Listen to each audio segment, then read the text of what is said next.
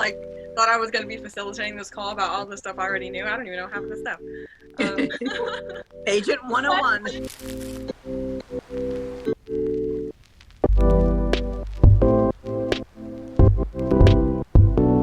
My name is Maria Minelli.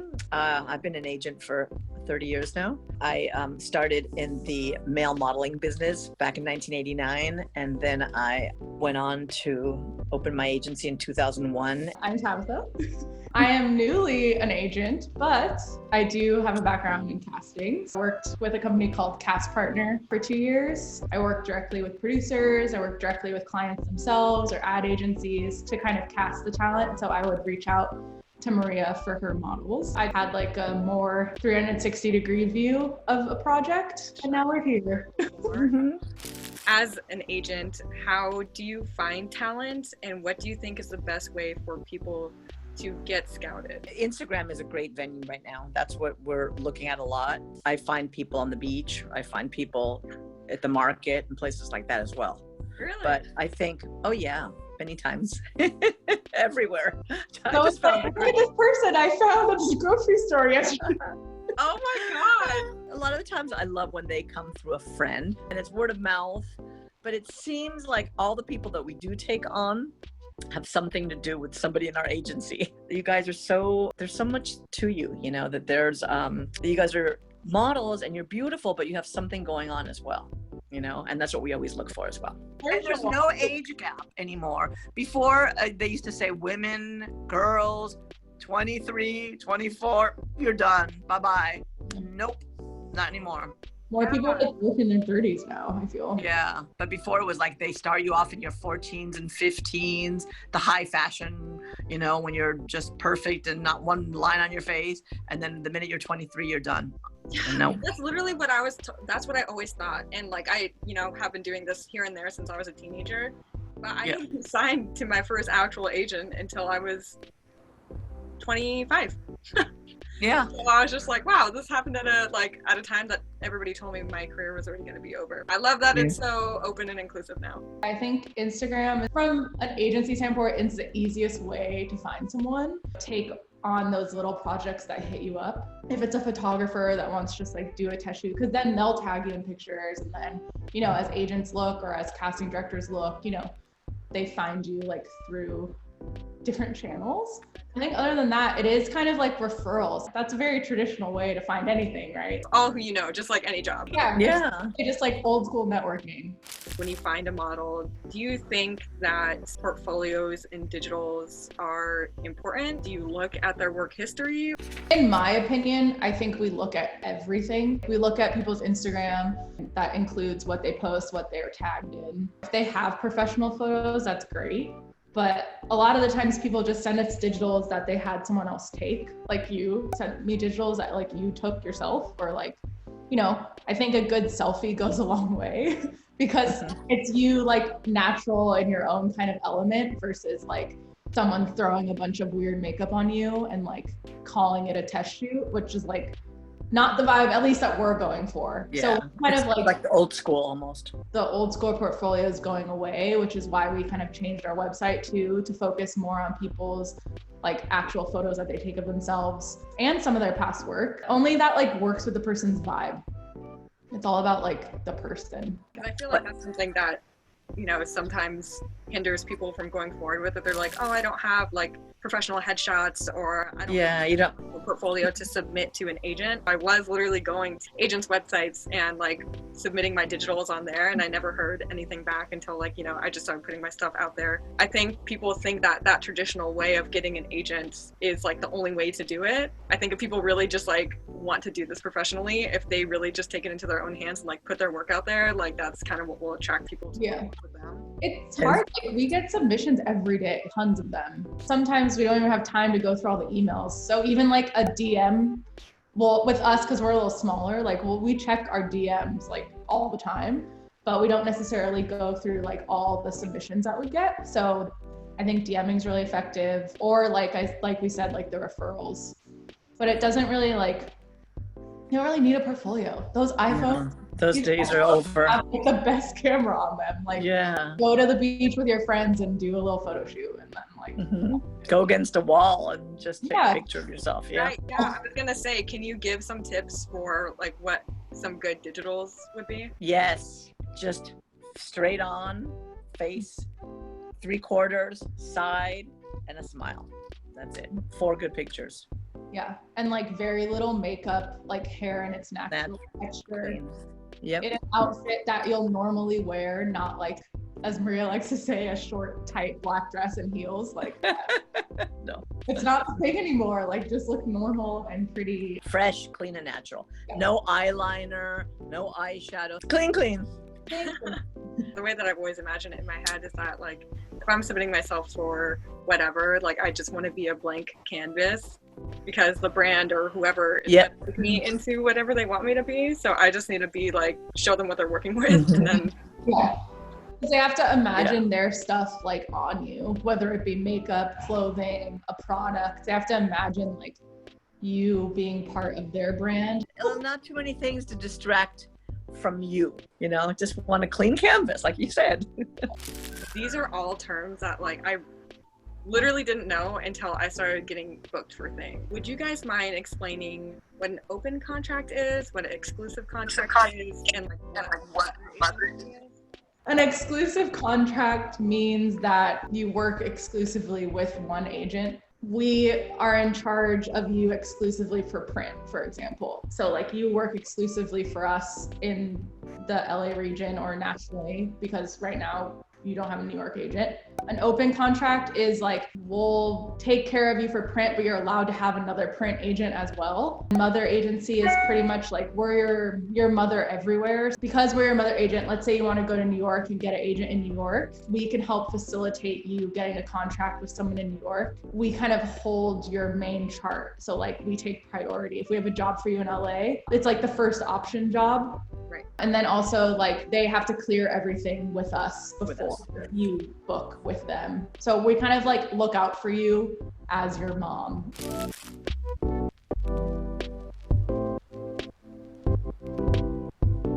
How much do agents typically take? All agents, 20% is a standard for all agencies for print, and 10% for SAG commercials. Ooh, can you touch on that, how SAG works? The misconception is that you have to be SAG to do a SAG job. That's not true. No, I've done one SAG job. You've done one SAG commercial. The second SAG job, you become a Taft-Hartley. A Taft-Hartley means the agent has to write like a little resume about you of all the jobs that you've done. Yeah, the Taft-Hartley is pretty much like the client has to kind of prove that they can't find a SAG actress that can do the part. So that's why you have to like give your resume. The third commercial you do is a must join. Yeah. It's actually my first time ever hearing it broken down too. Yeah. As soon as you book your third one though, then you're a must join. And so that means you just have to join the union. It's Screen Actors Guild. So you have to pay a membership fee. I don't even know what it is right now. It's thousands. Yeah, you pay $dollars? Yeah, like for the year. Yeah. You get health insurance, you get like a few other little like benefits by being with the union. I see. When you're SAG, you have to keep up with booking SAG jobs in order to keep the insurance. It's tricky. And then too, like if you're SAG, it takes you away from a lot of jobs because not every job is a SAG job. A lot of jobs are non-union. Yeah. So, right. Like they can't hire like SAG people, or like SAG people can't do video. The main thing that SAG covers is like video work and like moving image. So even a GIF now is under SAG jurisdiction, or like a boomerang. So like if you're SAG, but the job that you want to do is print with like a GIF component, you technically can't really do that. You can't do it. Right. This, the union's rules, because they have the law over the video. Yes. They used to be a lot more strict. Thank God they've gotten a little mellower. Yeah. It's more chill now, but usually they find you. Oh yes. Oh, that is crazy. I did not know that. So now another component is there's like a middle one called FICOR, It's called financial corporation. Essentially, it means if you're part of the union, but you can prove that you're not making enough money doing like SAG jobs, you're allowed to do non-union jobs. And so you can file as being FICOR. So you can do both with no problems. Okay. Is that something that you handle with your agency, or this is like some other entity that you'd need to file with? Or? It's all through SAG. You deal with calling SAG yourself and things like that. Yeah, we don't handle any of that stuff. No, good to know. Yeah. When there's bad people that don't pay their SAG dues and they book a commercial, the casting company calls us and they go, Tabitha didn't pay her dues. Station 12. Station 12, that's Yeah. it. You have to call SAG and pay your dues before you can do the job. All in all, it's good being SAG, but you don't have to be in order to do great commercials.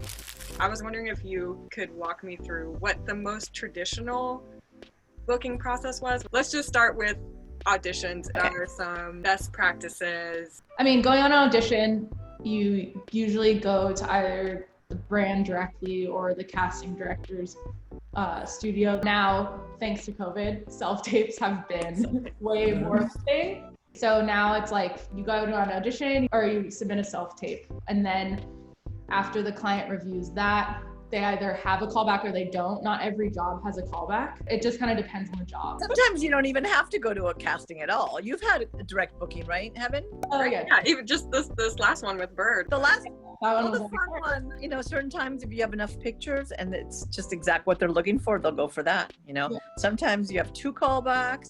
It's just all about personality, basically, and what they're looking for. I don't think it's anything you can do on your end. The advice I could give you is just be yourself and be true and be genuine. take everything pretty literally. So like if they ask you to come in a sports bra and leggings, like show up in a sports bra and leggings. Yeah. Like, especially like when I worked in casting, like people would just blow off the wardrobe notes and it's like, okay, well, I'm asking you to work out and then you show up in like heeled boots. It doesn't make like, you know, like you have to kind of think about also the job that you're going on, right? Like if you're going to a Target casting, you should dress in like casual, like slightly commercial outfit. Like you don't want to like wear some super edgy, crazy outfit. You have to like think about it really literally. Like I'm going to a casting for Peloton.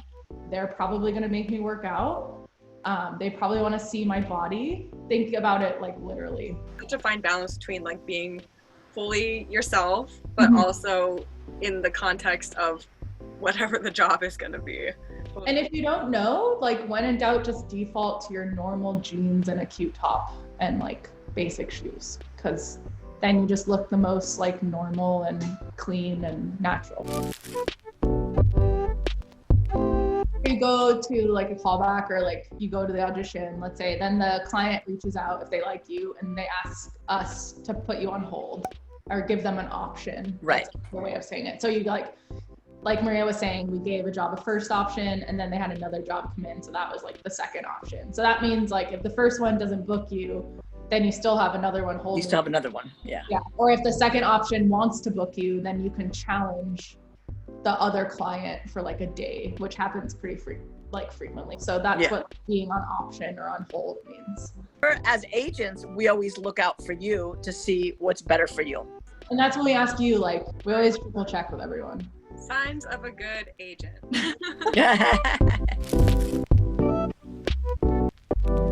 Once you get booked on a job, there's always a talent release. They also call it a contract. It's pretty much you're just like agreeing and allowing them to like have those terms on the contract. When we submit you guys, we know the rate, we know the usage, which the usage is like the term that they can use the images and what it will be for. So let's say it's like 1 year worldwide, all media. That means it's like literally everything. Or maybe it's like 6 months in store.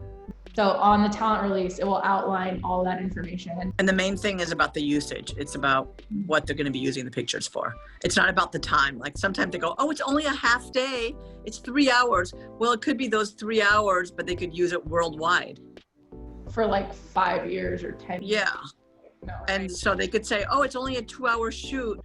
We'll give you $200 for the 2-hour shoot, but then they have the usage, which is worldwide. And that could be another, it should be another 5,000 to 10,000. Social media is a big one, like if anything is used on Instagram or things like that, and like all of those images are like technically, or anything online is in perpetuity, like the years, because like unless they delete it from their Instagram, like it's going to be on there forever. Like they might not abide by those 2-year things. So you want to like more focus on the usage of the other things. Like, is it in store? Is it out of home, which means a billboard? Is it a TV broadcast? Like those are the things that matter with the time limit. And sometimes, you know, they want to reuse it. So then they come back a year later and they're like, hey, like these images were working really well for us. We want to extend the usage.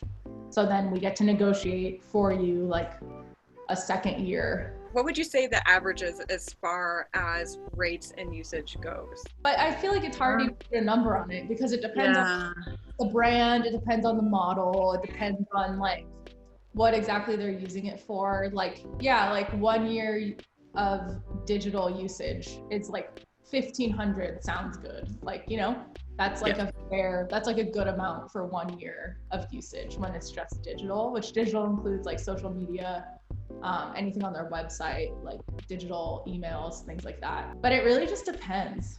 And like, that's what we're here for. To negotiate. Yeah. If it doesn't sound good, then we're going to try to bump it up. Would you say that how long somebody's modeling for determines how much they'll get paid for other jobs? It's about how much they're requested and how often they work. Not the length though, because some models have been around for 10 years, 15 years, and they're still at that same rate sometimes. But then if there's one model that gets requested every day and she books every job, everyone wants her, then that's when the rates go up. When people get hit up like over DMs and stuff, there usually are 2 different rates that the brand has. It depends on the brand, obviously, but they have like a scouted talent rate, which means people that they're just looking for on Instagram, like, because they don't have an agent. But then like we might be working on the same exact job and have like completely different rates. So it just kind of like depends, which is why like we encourage all of our models to like run everything through us. There's a lot of things that go into it. Even if you feel like you can do it by yourself and manage all of it, like sometimes it's just nice to have someone deal with it for you. You already have to do a lot, like why not pass over the managing of the money and the contracts to someone else? I think it's totally possible. Like people can totally represent themselves, but like agents have the knowledge that you're dropping right now, right? About like the usage and the day rates, but there's just so much more that y'all bring. Absolutely. Yeah. You just know more about that I like might end up jibbing myself if I don't go through you. And then we keep track of the usages too. And let's say there's exclusivity and you can't do AT&T because you did Verizon 2 years ago or things like that. We keep track of a lot of those issues as well. And it's good to just have someone vet for you. Cause like you said, people can take advantage of you so easily on Instagram. So, or like however they reach out to you. So it's good to have like an entity. Sometimes they have a fitting a few days before. Sometimes they just fit you the morning of and they go off your measurements. Sometimes they ask you to bring some of your own clothes. It just depends. And it's usually about an hour or 2. Models typically get paid for the fitting. Sometimes, yeah. There's usually, it's either like $150 or sometimes it's included in the fee. Sometimes there's a callback fitting. Yeah. So it's a callback and a fitting at the same time, and they fit, like let's say it's sunglasses or something. It's a callback, they give you the sunglasses, and if they look right, then basically you're one step closer to booking the job. Yeah, or it's like, or if the clothes, like you got past the audition, but you have to go to the fitting, and if they hate you in the clothes, like exactly, callback fitting. But then they like tell you on the spot, like if they like you. Yep. Oh wow, I didn't know about that one. Like and now we have this whole layer of getting COVID tested. So now like there'll be a COVID test fitting. COVID test fitting. Yes. They also rapid COVID test you at the fitting. And then oh my gosh. If you're positive, then you just get. And then if you're positive, you're just You definitely didn't get the job. Yeah. If you're positive, then you're cut. That's one thing too to think about. Like especially now, they're going to be doing that for a long time. So like you have to be responsible and be safe and know that like you could not keep the job that you booked if you test positive. They won't always give you a cancel fee either. They'll just be like, well, you tested positive. Bye. Do y'all have anything to say about how models should be when they are actually doing the job and what they should expect after they do the job? Do you get your photos? Like, where do you end up seeing it? Like, yeah. I think these are all things. Sometimes you never see the photos. Yeah. I have done shoots a lot of times. Seen again. Yeah. Be nice when you're on set because you never know when you're gonna run into someone again. It's still a networking event, so even though you're the model, you still have the opportunity to meet people. A lot of people even get like referred to stuff through the makeup artist. Be yourself, be nice, and like, you know, try to meet everyone. You have to like work all your things. You might get something out of it if you're like being human to someone and talking to them normally. So like, you know, you benefit from it, not just from doing the shoot, but like from talking about your life. Be just respectful. Don't rush them. If they're not shooting you, just get a book or, you know, go sit in the corner and meditate. I don't know. You know, but also, don't rush the client. And like to expect to be there a long time. Generally shoots are from anywhere from 8 to 12 hours. So like don't expect to be there for 2. Like you're gonna be waiting for hair and makeup. You're gonna be on the sidelines. You're gonna be like trying on 8 million different things. If there wasn't a fitting, you have to be chill. Is there anything that you would want to say to somebody who's just starting out in their professional modeling career? Go for it and don't be scared of rejection because like you're going to run into no's, like it's inevitable. So I think like if you're really passionate about it and like want to get out there, like don't be afraid to go out there and do it. And if you're not successful, like at least you tried. I think it's better doing it than like not. Because you never know. It's a huge, big world out there. You might as well just jump right in. I say that and not to compare yourself to others. Thanks so much for doing this with me. I know this it was fun. I'm like, we should. That was really fun. Thank you so much. Bye. Talk to you soon.